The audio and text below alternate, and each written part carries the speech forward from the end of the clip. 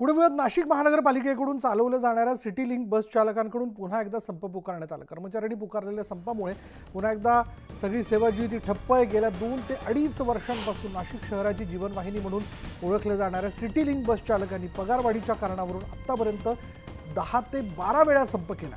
City link प्रशासनानं वाहक पुरवण्याचा ठेका नवीन ठेकेदाराला दिल्यामुळे बस सेवा सुरळीत राहण्याची अपेक्षा ही फूल ठरली आणि त्यातच आता बस चालकांनी वेतनवाढीच्या मुद्द्यावरून बेमुदत संप पुकारला। त्यामुळे हजारो पासधारक, विद्यार्थी आणि सामान्य प्रवासी पुन्हा वेठीस धरले गेले।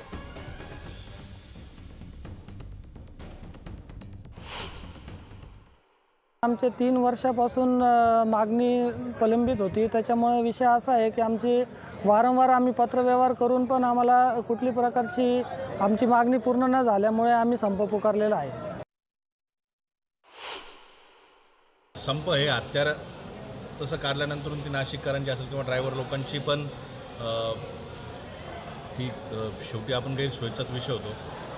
परंतु ही पेमेंट वाढ होऊस तर महाराष्ट्र नवनिर्माण सेना कुठल्याही परिस्थितीत तुसभर सुद्धा मागे सरकणार नाही।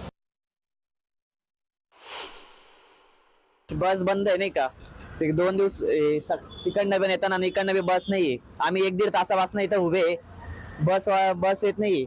नगरपालिकेने थोडा गांभीर्य घ्यायला पाहिजे नाही का। 12वीचं वर्ष आमचं पास काढून ठेवलेलं आहे। 15 दिवसात बसा बंद पडता, कसं होईल नाही का। पास बी वाया जातं आमचा, रिक्षावाले डबलचे भाडं घेत आहे।